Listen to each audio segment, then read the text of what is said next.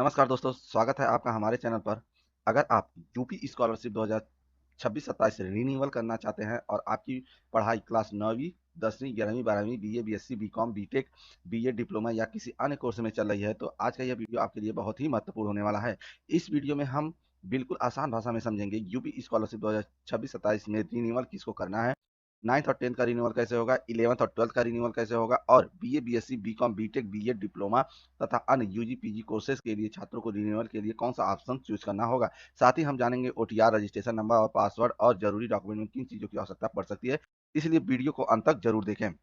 Renewal किसे करना है, सबसे पहले ये जान लेते हैं।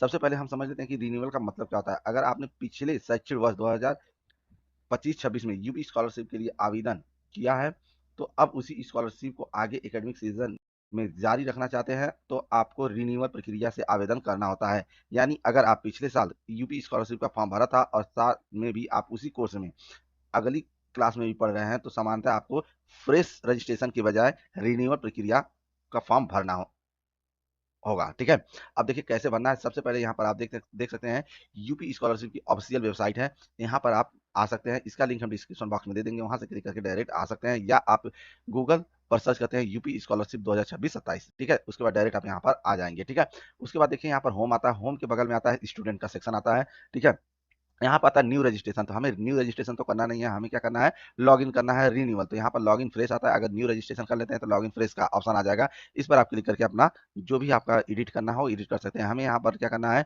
लॉगिन रिन्यूअल करना है, तो हम इस तीसरे ऑप्शन पे आ जाएंगे और उसके यहाँ पर देखिए यहाँ पर आ रहा होगा pre matric student, post matric student, और उसके बाद अगर हम देखें तो दूसरा होता है हमारा पोस्ट मैट्रिक स्टूडेंट। ठीक है, देखिए इसके बाद का जो ऑप्शन है अभी ओपन नहीं हो रहे हैं, क्योंकि उस पर अभी वो सर्वर बिजी है, उस पर काम चल रहा है, क्योंकि वो अभी अपडेट नहीं हुआ है। ठीक है, तो अभी बस यहाँ पर प्री मैट्रिक और पोस्ट मैट्रिक का भी चल रहा है। यानी ये प्री मैट्रिक का मतलब है 9th 10th और पोस्ट मैट्रिक का है क्या हमारा, ये हमारा है 11th और 12th का। तो हमें प्री मैट्रिक का यहाँ पर करना है 9th और 10th का रिन्यूअल। तो इस पर हम क्या करेंगे, क्लिक करेंगे। जैसे ही क्लिक करते हैं उसके बाद इस तरह से एक पोर्टल ओपन होकर आ जाता है। यहाँ पर देखिए लिख रहा है आवेदन का प्रकार नवीनीकरण है, पाठ्यक्रम का प्रकार यहाँ पर पूर्व दशमक है, और उसके बाद यहाँ पर आपको रजिस्ट्रेशन आपका फिट करना होगा जो आपका 2025 और 26 का होगा। उसके बाद देखिए यहाँ पर आपने पिछले साल अगर फॉर्म भरा है तो ओटीआर भी आपने बनाया होगा, तो वो ओटीआर यहाँ पर फिट करना होगा और पासवर्ड यहाँ पे फिट करना होगा। उसके बाद ये कैप्चा है, कैप्चा फिट करके आप क्या करेंगे, यहाँ पर सबमिट कर देंगे। ठीक है, अब यहाँ पर ध्यान दीजिए, अगर आपने ओटीआर भूल चुके हैं तो यहाँ पर आप क्या करेंगे, क्लिक करेंगे, तो यहाँ से आपका क्या होगा, ओटीआर को आप जो भी डिटेल मांगता है उसको फिट कीजिए और ओटीआर आपका क्या होता है, वापस मिल जाता है ओटीआर नंबर। ठीक है, उसके बाद यहाँ पर आप देख सकते हैं इसके बगल में ही लिखा है फॉरगेट पासवर्ड। ठीक है, यहाँ प्री मैट्रिक के लिए है, तो यहाँ पे क्या करेंगे, आप क्लिक करेंगे और अगर आप पासवर्ड भूल चुके हैं तो पासवर्ड यहाँ से आप क्या कर सकते हैं, रिकवर कर सकते हैं। ठीक है, उसके बाद अगर आपको रजिस्ट्रेशन नंबर चाहिए, आप भूल चुके हैं, तो रजिस्ट्रेशन नंबर आपको अपने स्कूल से जो 9th में भरे थे वहां से आप क्या कर सकते हैं, रिकवर कर सकते हैं, या समाज कल्याण विभाग से रिकवर कर सकते हैं। ठीक है, तो हम चलिए पहले इसको फीड करके और इसको सबमिट कर देते हैं। यहाँ पे देख सकते हैं जैसे ही आपका जो सबमिट करते हैं उसके बाद कुछ इस तरह से पोर्टल ओपन होकर आ जाता है। यहाँ पर आपका रजिस्ट्रेशन यहाँ पे पूर्ण दिखा रहा होगा, रजिस्ट्रेशन स्लिप प्रिंट कर चुके होंगे, ये पहले से ही आपका सब क्या होगा, ग्रीन टिक लगा होगा। यहाँ पे आपको आवेदन पत्र को संशोधित करें, उससे पहले आप यहाँ पर देख सकते हैं उत्तर प्रदेश में पूर्व दशमक कक्षा 9-10 में अध्ययनरत छात्र छात्राओं के लिए ऑनलाइन प्रणाली 2026-27 क्या है यहाँ पर, नवीनीकरण के लिए। ठीक है, यहाँ पर आपका पूरा टोटल आपका रजिस्ट्रेशन नंबर दिख जाएगा। देखिए रजिस्ट्रेशन संख्या भी यहाँ पर शो हो रहा है, यहाँ पे आपका सारा डिटेल ओपन हो रहा है, इसको आप अच्छी तरह से मिला लीजिएगा। अब हम क्या करते हैं, संशोधित पर क्लिक करते हैं। जैसे ही संशोधन पर क्लिक करते हैं उसके बाद यहाँ पर फिर ओपन होकर आ जाता है एक नया पोर्टल। यहाँ पर लिखा है उत्तर प्रदेश में पूर्व दशमक 9th 10th में अध्ययन छात्र छात्राओं के लिए ऑनलाइन आवेदन पत्र को संशोधित करें 2026-27 यहाँ पर। ठीक है, उसके बाद देखिए विगत स्कूल का नाम, यहाँ पर देखिए जो ये आपका स्कूल होगा, आपने 9th और 10th 9th में जब फॉर्म भरे थे तो यहाँ पर आपका 8 का यहाँ पर भरना होगा। ठीक है, लेकिन अब आपका यहाँ पर ऑटोमेटिक 10th आ गया है, तो इसका मतलब अब 9th आपने जहाँ पे पढ़ा है वहाँ का स्कूल का नाम यहाँ पर आपको फिट करना होगा। इसलिए यहाँ पर ये नाम अगर यही जैसे पढ़े हैं तो उसी को रहने दीजिए, अगर आप दूसरी जगह 9th में एडमिशन ले लिए हैं तो 9th का यहाँ पर फिट करेंगे, क्योंकि ये पिछले साल का था आपने जो 8 में भरे थे। ठीक है, तो इसको अपडेट कर दीजिएगा। उसके बाद यहाँ पर देखिए कक्षा में प्रवेश की तिथि, तो यहाँ पर देखिए ये 2009 यानी जब 9th में पढ़ रहे थे आप, तो 9th का यहाँ पर आपने रजिस्ट्रेशन जो डेट था प्रवेश की तिथि वो फिट किए थे, तो इस साल आपने 10th में है तो 10th का यहाँ पर क्या करेंगे, प्रवेश की तिथि अपडेट करेंगे। उसके बाद पंजीकरण संख्या तो वही आपका होगा जो 9th में था। ठीक है, उसके बाद आपका यहाँ पर बोर्ड आ जाएगा।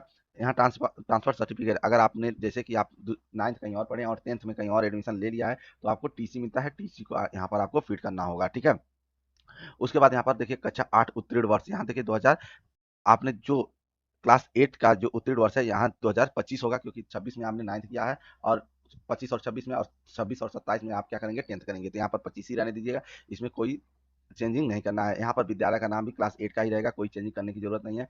यहाँ पे आप पिन कोड फीड कर सकते हैं भी और नहीं भी, क्योंकि यहाँ पर स्टार नहीं लगा हुआ है, ठीक है।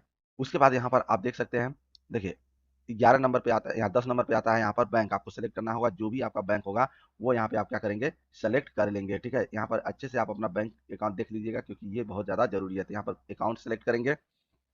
अकाउंट सेलेक्ट करने के बाद यहाँ पर आप अपना डिस्ट्रिक्ट, जो भी डिस्ट्रिक्ट है उसे क्या करेंगे सेलेक्ट करेंगे, ठीक है। उसके बाद यहाँ पर आप अपना ब्रांच सेलेक्ट करेंगे। उसके बाद यहाँ पर यहाँ लिखा है छात्र छात्रा का बैंक खाता में अंकित नाम, जो नाम है यहाँ फिट करेंगे। उसके बाद IFSC कोड है यहाँ पे फिट करेंगे। उसके बाद यहाँ पर देखिए 15A में लिखा है छात्र छात्रा का बैंक खाता संख्या, यहाँ पर खाता संख्या फिट करेंगे और यहाँ पर दोबारा बैंक खाता संख्या फिट करेंगे। उसके बाद यहाँ पर एक और ऑप्शन आ जाता है 16 नंबर, छात्र छात्रा के माता पिता के बारे में। इसको आप फिट कर भी सकते हैं और नहीं भी, क्योंकि इस पर स्टार नहीं लगा हुआ है।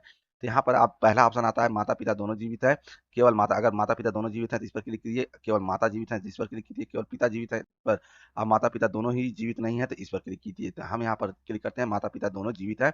उसके बाद एक और ऑप्शन ओपन होकर आ जाता है कुछ इस तरह से। यहाँ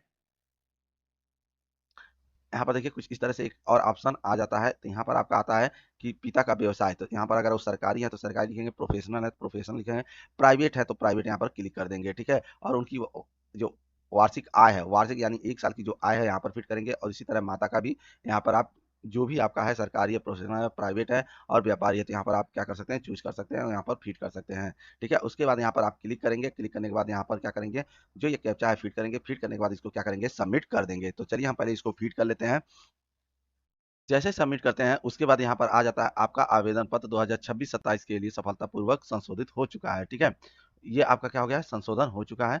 उसके बाद आप क्या करेंगे, यहाँ पर डायरेक्ट यहाँ पर देखिए होम का पेज शो हो रहा होगा, यहाँ पे क्या करेंगे आप होम पे चले जाएंगे, ठीक है। जैसे ही होम पे आते हैं, होम के बाद आने के बाद यहाँ पर आपको शो हो रहा होगा उत्तर प्रदेश में पूर्व 10 में छात्र छात्राओं के लिए ऑनलाइन प्रणाली 2026-27 नवीनीकरण। यहाँ पर देखिए सब ग्रीन हो चुके हैं, लास्ट स्टेप यानी 7वां नंबर स्टेप को छोड़कर। अब यहाँ पर देखिए, यहाँ पर आपने संशोधित भी कर चुके हैं। यहाँ पर देखिए ग्रीन टिक आ गया।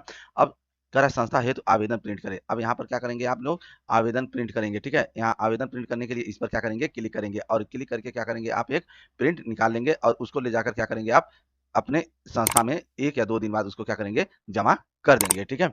यदि यह वीडियो आप लोग को पसंद आई हो तो वीडियो को लाइक करें, चैनल को सब्सक्राइब करें। धन्यवाद।